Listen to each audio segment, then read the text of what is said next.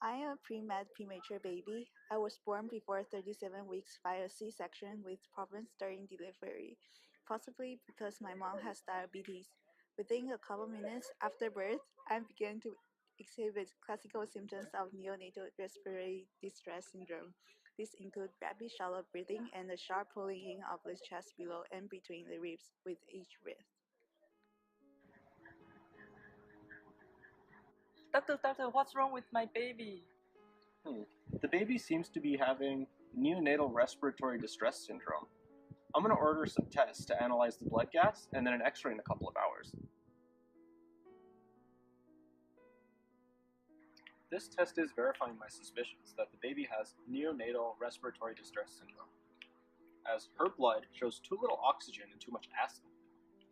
We'll conduct an x-ray in 6 to 12 hours, which is the time it takes for characteristic morphology of the disease to form, to find out more information about your baby's condition. No, it is as I feared. Your baby does have neonatal respiratory distress syndrome. Based on the x-ray, the baby's lungs have the characteristic ground glass appearance of the disease. We will need to act soon because the lack of oxygen could affect normal development of the baby's brain and organs. Neonatal respiratory distress syndrome affects 1 in 100 babies. It is mainly caused by a lack of surfactant, a slippery substance that coats the lungs and contributes to surface tension. Complications include bleeding into the lung, abnormal lung development, bleeding into the brain, intellectual disability, and blindness. Now we will discuss more about what happens during the disease. I'm an alveolar, type 2 cell. I make surfactant and other things. Yo, thanks for making me. And I'm water.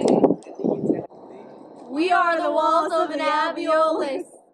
Neonatal respiratory distress syndrome occurs in premature babies since their lungs have not had the time to fully develop. In a normal lung, surfactant, a complex mixture of both hydrophilic and hydrophobic lipids and proteins, reduces surface tension and prevents the walls of the alveoli from sticking to each other due to the water from condensed air. But in a premature baby's lung, the type 2 alveolar cells have not had time to develop yet. Sorry, surfactant. Wait, does that mean I'm gone too? Yep. Oh,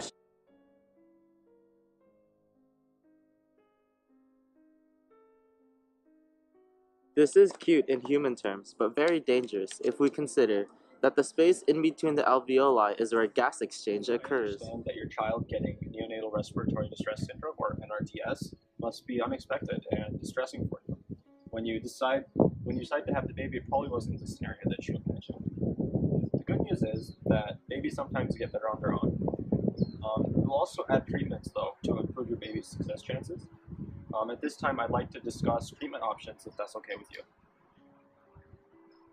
There are several treatment options available. NRDS is due to a lack of surfactant in the lungs, which causes airways to collapse and parts of the baby's body to not receive enough oxygen. Treatments often try to address one of the three factors, which are lack of surfactant, airway collapse, and inadequate oxygen.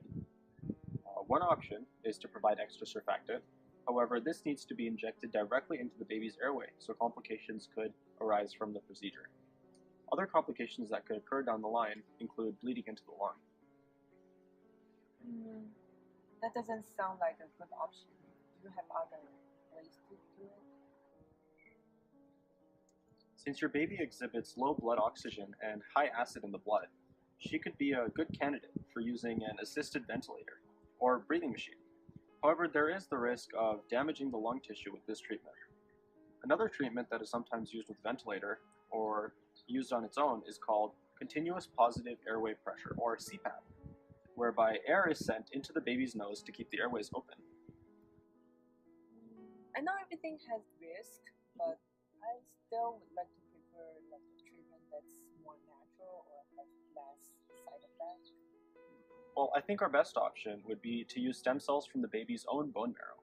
There is also the possibility of transplanting precursor cells from alveolar type 2 cells, or AV2 cells.